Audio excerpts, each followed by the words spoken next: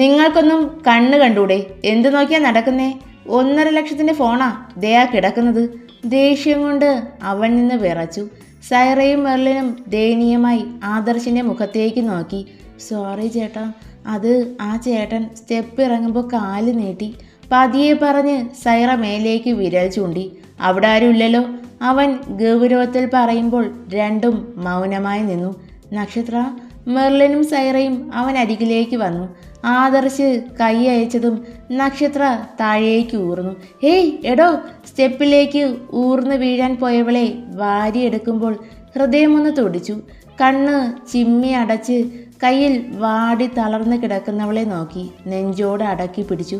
ദൈവമേ, ഇത് നിങ്ങൾ ഏതാ ബാച്ച്? ശാന്തമായ അവൻ്റെ സ്വരം. ബികോ ഫസ്റ്റ് ഇയർ ആണ് ചേട്ടാ. അവൻ കടുപ്പത്തിലൊന്ന് മൂളി. എടാ ആദർശേ, എന്തുപറ്റി? ഇത് നിന്റെ ഫോണല്ലേ? താഴെ എങ്ങനെ? ഗ്രൗണ്ട് ഫ്ലോറിൽ നിലത്ത് ചിന്നി ചിതറി കിടക്കുന്ന ഫോണും കയ്യിലെടുത്ത് നിതിൻ ഉറക്കെ ചോദിച്ചു. സ്റ്റെപ്പുകൾ ഓടിക്കയറി. ഇതെന്തു പറ്റി? ഏതായി കുട്ടി? വെപ്രാളത്തിൽ ചോദിച്ചുകൊണ്ട് ആദർശിൻ്റെ നെഞ്ചിലേക്ക് ചേർന്നിരിക്കുന്ന മുഖത്തേക്ക് നോക്കി. ആദർശേ, ഞെട്ടലോടെ വിളിച്ചു. വീണതാ, പേടിച്ചിട്ടുണ്ടാവും, ബോധം പോയി. ചുണ്ടിലൂറി വന്ന ചിരി ഒളിപ്പിച്ച് പിടിച്ചു പറയുമ്പോൾ നിതിൻ തലകുലുക്കി ചിരിച്ചു. അവനൊന്ന് അമർത്തി മൂളി. ആദർശ് സ്റ്റെപ്പുകൾ കയറി. അവന് പിന്നാലെ സൈറയും മെർലിനും. ശുശു, ആൺകുട്ടി? പിന്നിൽ നിന്നും നിതിൻ്റെ സ്വരം. മെർലിൻ തല ചരിച്ചു നോക്കി. നിന്റെ പാട്ട് കേട്ട് ആ കൊച്ച് തല ചുറ്റി വീണതാണോ? പറയാൻ പറ്റില്ല, അങ്ങനെയും സംഭവിക്കാം. ജീവന് പ്രശ്നമൊന്നുമില്ലല്ലോ, മഹാഭാഗ്യം. മെർലിൻ പല്ല് കടിച്ചു പിടിച്ചു. ദേ, നീ എന്നെ കൊണ്ട് എന്തേലും പറയിപ്പിക്കും. അവന് നേരെ വിരൽ ചൂണ്ടി. പറയടി, കേൾക്കട്ടെ. വിട്ടുകൊടുക്കാതെ നിതിൻ പറഞ്ഞു. പോടാ പട്ടി. അവൾ പല്ല് കടിച്ചു പിടിച്ചു. നീ എൻ്റെ അപ്പനെ വിളിക്കും അല്ലേടാ? അവൾ തിരിഞ്ഞ് നിതിൻ്റെ ഷർട്ടിൻ്റെ കോളറിൽ കുത്തിപ്പിടിച്ചു. അയ്യോ യക്ഷി! പ്രവീണും വരുണും ഉറക്കെ പറഞ്ഞു. യക്ഷി നിൻ്റെയൊക്കെ ദേ, എൻ്റെ നാവ് ശരിയല്ല. ഷർട്ടിൽ നിന്ന് കൈയെടുക്കടി, നിതിൻ കടുപ്പത്തിൽ പറഞ്ഞു. എടുത്തില്ലേ നീ എന്തു ചെയ്യും? അവൻ്റെ മുഖത്ത് ചിരി വിരിഞ്ഞു. മെർലിൻ്റെ മുഖം ചുരുങ്ങി. ഞാൻ പിടിക്കും, പിന്നെ കരയരുത്. ചുണ്ട് കടിച്ചു പിടിച്ചു പറയുമ്പോൾ അവളുടെ കണ്ണുകൾ മിഴിഞ്ഞു. അയ്യേ! പെട്ടെന്ന് കൈ പിൻവലിച്ചു. ആ പേടി നല്ലതാ. സ്റ്റെപ്പുകൾ ഒന്നൊന്നായി കയറുമ്പോൾ കയ്യിൽ കിടക്കുന്നവളുടെ മുഖത്തേക്ക് തല താഴ്ത്തി നോക്കി. നക്ഷത്ര. ചുണ്ടുകൾ പ്രണയത്തോടെ പുലമ്പി. ഓഹ് ഡാമിറ്റ്! ഛേ! ദേഷ്യത്തോടെ അവൾ സ്റ്റെയർ കമ്പിയിൽ കൈമുഷ്ടി ചുരുട്ടിയിടിച്ചു. വേദനയോടെ കണ്ണുകൾ മുറുകെ അടച്ചു. എന്താ അഞ്ജലി, ഇത്രയ്ക്കും ദേഷ്യം എന്തിനാ? ഇപ്രാവശ്യം അവൾ രക്ഷപ്പെട്ടു. അടുത്ത പണി അവളുടെ നെറുകയിൽ തന്നെ കൊടുക്കാം. ദീപു അവളെ ചേർത്ത് പിടിച്ചു. അഞ്ജലി ദേഷ്യത്തോടെ അവനെ പിന്നിലേക്ക് തള്ളി മാറ്റി. ആരേലും വരുന്നുണ്ടോ എന്ന് നോക്കിയിട്ട് വേണ്ടേ ഓരോന്ന് ചെയ്തു കൂട്ടാൻ? ഇപ്പോ അവൻ അവളെ എടുത്തത് കണ്ടോ? അവളുടെ മുഖം ദേഷ്യത്തോടെ ചുവന്നു. ഷോ അഞ്ജു, നീ ഒന്ന് സമാധാനിക്ക്. അവളുടെ അരക്കെട്ടിൽ അവൻ്റെ കൈകൾ മുറുകി ചേർത്ത് പിടിച്ചു. അഞ്ജലിയുടെ കണ്ണിൽ മറ്റൊരു ഭാവം. എനിക്ക് തരാം എന്ന് പറഞ്ഞ സാധനം എവിടെ? ചുണ്ട് കടിച്ചു പിടിച്ച് അവൻ പറയുമ്പോൾ അവൾ അവനിലേക്ക് ചേർന്ന് നിന്നു. സക്സസ് ആയില്ലല്ലോ. അത് വേണ്ട, പക്ഷെ പതിവ് തന്നില്ല. അവളെയും ചേർത്ത് പിടിച്ച് ക്ലാസ് റൂമിലേക്ക് കയറി. ആരേലും കാണും പെട്ടെന്ന് പറഞ്ഞു. ആരുമില്ല, എല്ലാവരും ക്യാൻറ്റീനില്ല. ചുണ്ട് നാവ് ഞാൻ നനയ്ക്കുമ്പോൾ അവൻ്റെ സ്വരം നേർത്തു. അവൾ കണ്ണുകൾ മുറുകെ അടച്ചു പിടിച്ചു. നക്ഷത്ര, എടി! ടേബിളിൽ തളർന്നു കിടക്കുന്നവളുടെ കവിൾത്തടത്തിൽ പതിയെ തട്ടുമ്പോൾ അവിടമൊന്ന് ചുവന്ന് കയറി. ആദർശിൻ്റെ നെഞ്ചമൊന്ന് പിടച്ചു. ഏയ് വേണ്ട, കുറച്ച് വെള്ളം എടുക്ക്. കടുപ്പത്തിൽ പറഞ്ഞ് കണ്ണുകൾ അവളുടെ വിയർപ്പ് തുള്ളികൾ പൊടിഞ്ഞിറങ്ങുന്ന കഴുത്തിടുക്കിൽ നിന്നും താഴേക്ക് ചലിച്ചു. വയലറ്റ് കളർ ഷാളിനിടയിലൂടെ കാണുന്ന അണിവയറ്റിൽ കണ്ണുകൾ ഉടക്കുമ്പോൾ അവനൊന്ന് ചിരിച്ചു. നീ എന്നെ ചീത്തയാക്കും പെണ്ണെ, വേണ്ടാത്തതൊക്കെ തോന്നുവാ. ചിരിയോടെ ചുണ്ടുകൾ ചലിച്ചു. താഴേക്ക് കണ്ണുകൾ നീങ്ങി. വെളുത്ത കണങ്കാലിൽ നിറയെ മുത്തുകളുള്ള വെള്ളി പാദസരം, നീണ്ട വിരലുകൾ, പക്ഷേ ചായങ്ങളില്ല. ചേട്ടാ വെള്ളം. സൈറ വെള്ളം മുന്നിലേക്ക് നീട്ടി. അവനൊന്ന് ഞെട്ടി. കുറച്ച് വെള്ളം കയ്യിലേക്കെടുത്ത് മുഖത്തേക്ക് കുടഞ്ഞു. അവളുടെ മുഖമൊന്ന് ചുളിഞ്ഞു. ഇനി വിളിക്ക്. ആദർശ് പറയുമ്പോൾ സൈറ അവൾക്ക് അരികിലായി നിന്നു. നക്ഷത്ര, കണ്ണ് തുറന്നേടി. ഒന്ന് മൂളിക്കൊണ്ട് കണ്ണുകൾ ചിമ്മി തുറന്നു. ചുറ്റിനും നോക്കിക്കൊണ്ട് ചാടി എഴുന്നേറ്റു. ഏയ് പേടിക്കേണ്ട പെണ്ണെ, വീണില്ല. അതിനു മുന്നേ ആ ചേട്ടൻ പിടിച്ചു. സൈറ ആദർശിന് നേർക്ക് വിരൽ ചൂണ്ടി. നക്ഷത്ര അവൻ്റെ മുഖത്തേക്ക് നോക്കി തല താഴ്ത്തി പിടിച്ചു. ആരാ ആ കാല് നീട്ടിയ പുള്ളി? പേര് പറഞ്ഞില്ലേ? പിന്നിൽ കൈമുഷ്ടി ചുരുട്ടി പിടിച്ച് ചോദിച്ചു. അത് ഒരു ദീപക്, 3rd ഇയർ ആണത്രേ. മെർലിൻ പറയുമ്പോൾ ആദർശ് ഗൂഢമായ ചിരിയോടെ കൂട്ടുകാരെ നോക്കി. വാടാ പോകാം, എനിക്ക് അവനെ ഒന്ന് കാണണം. ഏയ് വേണ്ട ചേട്ടാ, അറിയാതെ പറ്റിയതാവും, മനഃപൂർവ്വം ചെയ്യാൻ സാധ്യതയില്ല. സൈറ പറയുമ്പോൾ അവൻ ചിരിച്ചു. തല ചരിച്ച് നക്ഷത്രയുടെ മുഖത്തേക്ക് നോക്കി. വാരി പിടിച്ച് ചുംബിക്കാൻ തോന്നുവാ പെണ്ണെ. ഹൃദയം തുടിച്ചുയരുമ്പോൾ അവളുടെ ഒരു നോട്ടത്തിനായി അവനൊന്ന് കൊതിച്ചു. ഒന്ന് നോക്കടി, ശബ്ദമില്ലാതെ പുലമ്പി. വാടാ പോകാം. അതാകെ പേടിച്ചിരിക്കുക. ആദർശിൻ്റെ വേദന മനസ്സിലാക്കിയതുപോലെ കൂട്ടുകാർ അവനെ ചേർത്ത് പിടിച്ച് പുറത്തേക്ക് നടന്നു. എന്നാലും ഒരു താങ്ക്സ്. ആ സ്വരം, അത് കേൾക്കാൻ മാത്രം. ആദ്യമായ ഇങ്ങനൊരു ഫീല്. ഉച്ചത്തിൽ മിടിക്കുന്ന ഹൃദയതാളം. വേദനയോട് അവൻ പറഞ്ഞു. പാവം, അതൊരു മിണ്ടാപ്പൂച്ചയാ, പതിയെ സെറ്റാക്കി എടുക്കാം. നിതിൻ പറയുമ്പോൾ അവൻ അമർത്തി മൂളി. ഇന്ന് രണ്ടിനെയും എനിക്ക് കൈയോടെ പൊക്കണം. ഇതിന് പിന്നിൽ അവൾ, അഞ്ജലി അല്ലാതെ മറ്റാരുമല്ല.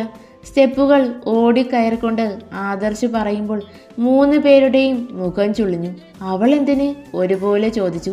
ആ ശവത്തിന് ഇത്തിരി കാണാൻ കൊള്ളാവുന്നതുങ്ങളെ കാണുമ്പോൾ ജലസ. പക്ഷേ ആ ജലസെന്ന് എനിക്ക് ഫേവറാകും. ആദർശ് ചിരിയോടെ പറയുമ്പോൾ നിതിനും പ്രവീണും വരുണും പരസ്പരം നോക്കി. ദീപുവിൻ്റെ ക്ലാസ് റൂമിന് മുന്നിൽ ഒന്ന് നിന്നു. രണ്ടും അകത്ത് തന്നെ ഉണ്ട്. ഗൂഢമായ ചിരിയോടെ പാൻറ്റിൻ്റെ പോക്കറ്റിൽ കൈയിട്ടു. ഓഹ് ഷിറ്റ്, എൻ്റെ ഫോൺ. തല ഉയർത്തി നിതിൻ്റെ മുഖത്തേക്ക് നോക്കി. നിന്റെ ഫോണിങ് തന്നെ. അവൻ ഫോൺ ആദർശിൻ്റെ കയ്യിലേക്ക് കൊടുത്തു. എന്തിനാടാ? സംശയത്തോടെ ചോദിച്ചു. അതൊക്കെ പറയാം, പതിയെ പറഞ്ഞ് ക്യാമറ ഓൺ ചെയ്തു. ചെറുതായി ഡോറ് തുറന്നു. ക്യാമറയിൽ പകർന്നു വരുന്ന കാഴ്ച. അയ്യേടാ, 2 ദിവസം മാത്രം പരിചയമുള്ളവർ, ഇവരെങ്ങനെ ഇത്രയും? നിതിൻ അറപ്പോടെ മുഖം തിരിച്ചുകൊണ്ട് ചോദിച്ചു. ഇത് തുടങ്ങിയിട്ട് വർഷങ്ങളായി. ഇവർ തമ്മിൽ എങ്ങനെ പരിചയപ്പെട്ടു എന്നെനിക്കറിയില്ല. പക്ഷേ മിക്ക ദിവസങ്ങളിലും ഇവൻ വീട്ടിൽ വരാറുണ്ട്, അതും രാത്രിയിൽ. ഞാൻ കണ്ണടച്ചതാ, പക്ഷെ ഇനി പറ്റില്ല. ഇത് ഒരു തുറുപ്പ് ചീട്ടാ. ആദർശിൻ്റെ കണ്ണുകൾ ചുവന്ന് കയറി. വലിയ ശബ്ദത്തോടെ ഡോറ് തുറന്നു. പെട്ടെന്ന് 2 പേരും അകന്നു മാറി. കഴിഞ്ഞോ? ഇല്ലെങ്കിൽ തുടങ്ങിക്കോ, ഞങ്ങളൊന്ന് കാണട്ടെ. ആദർശിൻ്റെ ഉറക്കെയുള്ള സ്വരം. അഞ്ജലിയുടെ ശരീരം പേടിയോടെ വിറച്ചു. എന്തിനാ ആ പാവം പെങ്കൊച്ചിനെ നീ തള്ളിയിട്ടത്? നിതിൻ മുന്നിലേക്ക് വന്ന് ചോദിച്ചു. ഞാനോ? ആര് പറഞ്ഞു? അവൻ നിന്ന് വിക്കി. ആര് പറയണം? ആദർശിൻ്റെ സ്വരം. കൈ ചുരുട്ടി അവൻ്റെ വയറ്റിലിടിച്ചു. ദേ ആദർശ്, നീ കാര്യം അറിയാതെയാ. ഞാൻ അഞ്ജലിക്കൊപ്പം ഇവിടെ ക്ലാസ്സിലുണ്ടായിരുന്നു. ഓ, അപ്പം പരിപാടി തുടങ്ങിയിട്ട് മണിക്കൂറുകളായി. ആ, നല്ല കാര്യം. അവൻ ചിരിയോടെ അഞ്ജലിക്ക് അരികിലായി നിന്നു. ഹോ, നീ 18 വയസ്സിൽ ഇത്രയും മികച്ച പ്രകടനം കാഴ്ചവെക്കുമെന്ന് മനസ്സിൽ പോലും കരുതിയില്ല. പല്ല് കടിച്ചു പിടിച്ച് അവൻ പറഞ്ഞു. ആദർശേട്ടാ, അത് ഞാൻ. അവൾ വിക്കലോടെ തല ഉയർത്തിയതും കവിൾത്തടത്തിൽ അവൻ്റെ കൈ ശക്തിയിൽ പതിച്ചു. അവൾ നിന്ന നിൽപ്പിൽ ഒന്ന് കറങ്ങി നിലത്തേക്ക് വീണു. ഇത് ആ പാവം സ്ത്രീ ഉണ്ടല്ലോ, നിന്റെ അമ്മ. അവരെ ഓർത്ത് തന്നതാ. ദേഷ്യത്തോടെ അവൻ തിരിഞ്ഞു നടന്നു. ഈ ഫോൺ ഇന്ന് ഒരു ദിവസത്തേക്ക് എനിക്ക് വേണം. കടുപ്പത്തിൽ ആദർശ് പറയുമ്പോൾ നിതിൻ തല കുലുക്കി. നക്ഷത്ര, താൻ ഓക്കെ അല്ലേ? അരികിലായിരുന്ന് മെർലിൻ ചോദിക്കുമ്പോൾ വേദന നിറഞ്ഞ ചിരിയോടെ അവൾ തല കുലുക്കി. ഒന്നും പറ്റിയില്ലല്ലോ പെണ്ണെ. അതിനു മുന്നേ ആ ചേട്ടൻ രക്ഷകനെ പോലെ എത്തിയില്ലേ? പിന്നെ എന്തിനാ സങ്കടം? സൈറ ചോദിച്ചു. എന്നെ എന്തിനാ തള്ളിയിട്ടത്? എനിക്ക് ആ ചേട്ടനെ അറിയുക കൂടിയില്ല. ഹാ, അത് വിട്. പാവം ആ ചേട്ടൻ. 1.5 ലക്ഷം രൂപയുടെ ഐഫോൺ, അതും കളഞ്ഞ് നിന്നെ രക്ഷപ്പെടുത്തിയതാ. അപ്പോൾ ഒരു താങ്ക്സ് പറയാമായിരുന്നു. മെർലിൻ പറയുമ്പോൾ നക്ഷത്ര അവളെ മിഴിഞ്ഞ കണ്ണോടെ നോക്കി. എന്താടി, അവൾ പറഞ്ഞ സത്യ. ആപ്പിൾ 1.5 ലക്ഷം രൂപയോളം വില വരും.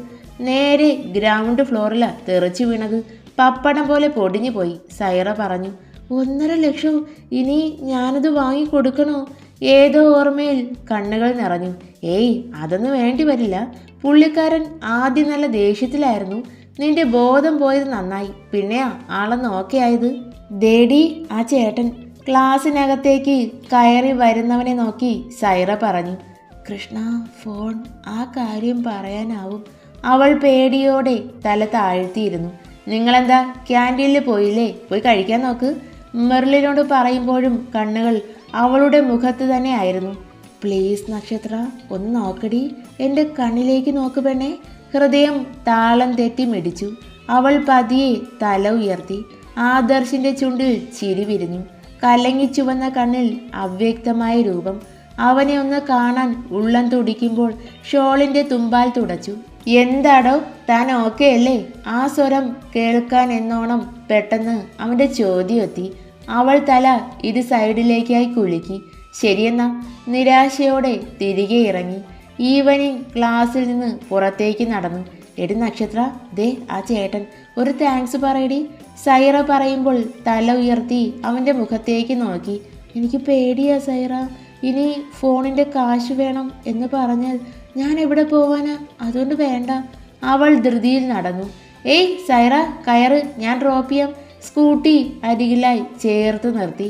നക്ഷത്ര വരുന്നുണ്ടോ? ഇന്ന് നിന്നെ ഡ്രോപ്പ് ചെയ്യാം. നാളെ സൈറയെ. അയ്യോ വേണ്ട മെർലിൻ, ഞാനിതിൽ കയറിയിട്ടില്ല. എനിക്ക് പേടിയാ, വീഴും. പെട്ടെന്ന് പറയുമ്പോൾ മെർലിൻ്റെ കണ്ണുകൾ മിഴിഞ്ഞു. അത് പറ്റില്ലല്ലോ, കയറടി. വേണ്ട മെർലിൻ, പ്ലീസ്, എനിക്ക് നടക്കുന്നതാ ഇഷ്ടം. പെട്ടെന്ന് അവൾ മുന്നിലേക്ക് നടന്നു. പിന്നെ തിരിഞ്ഞു നോക്കി. താങ്ക്സ്. അവളുടെ ചിരിച്ച മുഖം. പാവമല്ലേ? മെർലിൻ സൈറയെ നോക്കി. ഒരു പൂച്ച പെണ്ണ്. ഇതിനോട് അവൻ എന്ത് വൈരാഗ്യമാണോ എന്തോ. ഒരെത്തും പിടിയും കിട്ടുന്നില്ല. സ്കൂട്ടിയിൽ കയറിയിരുന്നു കൊണ്ട് സൈറ പറഞ്ഞു. എന്തായാലും അവളൊന്ന് സൂക്ഷിക്കുന്നത് നല്ലതാ. നിതിൻ ബൈക്കിനരികിലേക്ക് വരുമ്പോൾ ആദർശ് ഫോണ് ചെവിയോട് ചേർത്ത് വെച്ച് നിൽക്കുന്നുണ്ട്. ആരാടാ? പെട്ടെന്ന് ചോദിച്ചു. ആദർശ് ചുണ്ടത്ത് വിരൽ വെച്ചു. പപ്പ, പെട്ടെന്ന് വിളിച്ചു. സ്നേഹത്തോടെ സംസാരിക്കുന്നവനെ നോക്കി മൂന്നും ബൈക്കിൽ ചാരി നിന്നു. എന്തായി? ഫോൺ സെറ്റായോ? ക്യാഷ് ട്രാൻസ്ഫർ ചെയ്തിട്ടുണ്ട്. നാളെ ഫോൺ വാങ്ങണം. ഇന്ന് നൈറ്റ് ഈ ഫോൺ ഞാൻ നിന്റെ വീട്ടിലെത്തിക്കാം. ഗൂഢമായ ഒരു ചിരി അവൻ്റെ ചുണ്ടിൽ വിരിഞ്ഞു. എൻ്റെ ഫോൺ നിനക്കെന്തിനാ? നിതിൻ വെപ്രാളത്തിൽ ചോദിച്ചു. എന്താ? ഞാൻ കാണാൻ പാടില്ലാത്ത എന്തേലും ഉണ്ടോ? ആദർശിൻ്റെ കടുത്ത സ്വരം. ഏയ്, അങ്ങനെയൊന്നുമില്ല. ഇത് എനിക്കിന്ന് വേണം. ഒരു ശുദ്ധി കലശത്തിന്. ഫോൺ പോക്കറ്റിലേക്ക് ഇട്ടുകൊണ്ട് ബുള്ളറ്റ് സ്റ്റാർട്ട് ചെയ്തു. എന്താ മോളെ, എന്തു പറ്റി? മുഖം വല്ലാതെ.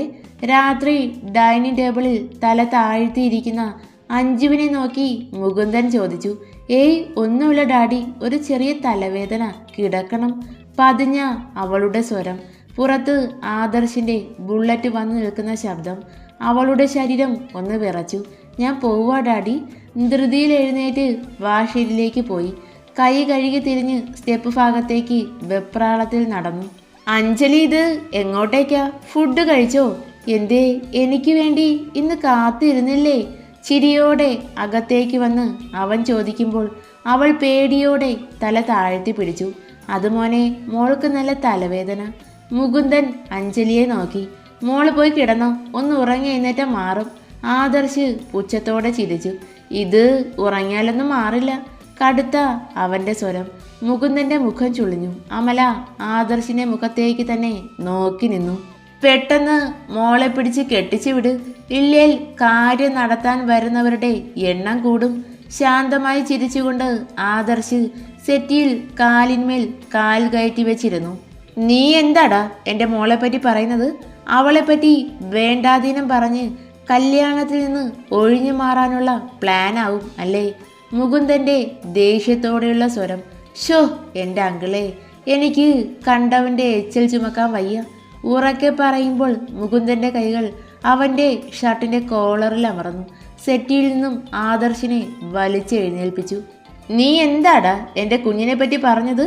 അയാൾ പല്ല് കടിച്ചു പിടിച്ചു. ഡാഡി, ഓരോന്ന് പറഞ്ഞ് ഒഴിഞ്ഞു മാറുന്നതാ എൻ്റെ സ്നേഹം, പ്രണയം. ഇതൊന്നും അവന് മനസ്സിലാകുന്നില്ല. പിന്നിൽ നിന്നും അഞ്ജലിയുടെ കരച്ചിലോടെയുള്ള സ്വരം. മുകുന്ദൻ്റെ ശരീരം വിറച്ചു. കൈയെടുക്കണം മിസ്റ്റർ മുകുന്ദൻ. ആദർശിന്റെ കടുത്ത സ്വരം. എൻ്റെ മോളെപ്പറ്റി ഇങ്ങനെയൊക്കെ പറഞ്ഞ നിന്നെ ഞാൻ വെറുതെ വിടും എന്ന് തോന്നുന്നുണ്ടോ? അയാളുടെ കൈ അവൻ്റെ നേർക്ക് പാഞ്ഞു വരുമ്പോൾ ആ കൈയെ അമർത്തി പിടിച്ചു.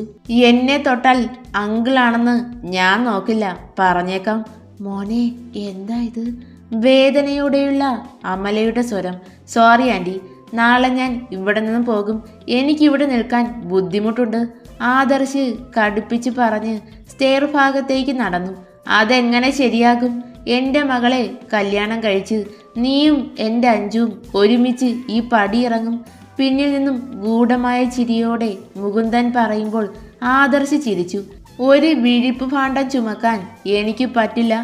എടുത്തടിച്ച പോലെ വീണ്ടും അവൻ പറയുമ്പോൾ മുകുന്ദൻ അരിശത്തോടെ വിറച്ചു. കൂടുതൽ വിറയ്ക്കണ്ട, മോളുടെ ലീലാവിലാസം കണ്ടാൽ ഡാഡി ഞെട്ടും. അത്രയ്ക്ക് നല്ലതാ. പോക്കറ്റിൽ നിന്നും ഫോൺ കയ്യിലേക്ക് എടുത്തു. ദാ നോക്ക്, ഇപ്പൊ ക്ലാസ് മുറിയാണ് കളിക്കളം. ഷോ, ഇതൊക്കെ കാണുന്ന എൻ്റെ ഒരു അവസ്ഥയെ. അവൻ്റെ മുഖത്ത് പുച്ഛഭാവം. അഞ്ജലിയുടെ ശരീരം വിറച്ചു. മുകുന്ദൻ ഫോണിലേക്ക് നോക്കി. കണ്ണുകൾ ചുരുങ്ങി. ദേഷ്യത്തോടെ മകളെ നോക്കി. അഞ്ജു, ഉച്ചത്തിൽ വിളിച്ചു. ഹാ, എൻ്റെ ഫോണിങ് തന്നിട്ട് മോളെ നന്നാക്കൂ, എനിക്കൊന്ന് കിടക്കണം. അവൻ സ്റ്റെപ്പുകൾ ഓടിക്കയറി. പിന്നെ ഒന്ന് നിന്നു. നാളെ രാവിലെ ഞാൻ ഇവിടെ നിന്ന് പോകും. മുകുന്ദൻ ഒന്ന് ഞെട്ടി. പപ്പയോട് ഞാൻ എല്ലാം പറഞ്ഞു. ഈ കാര്യവും ഈ വീട്ടിൽ നിൽക്കാൻ എനിക്ക് പറ്റില്ല. ഒരു പ്രൈവസി ഇല്ലാത്ത വീട്. ഉറച്ച അവൻ്റെ സ്വരം. മുകുന്ദൻ അഞ്ജലിയുടെ കയ്യിൽ അമർത്തി പിടിച്ച് റൂമിലേക്ക് നടന്നു.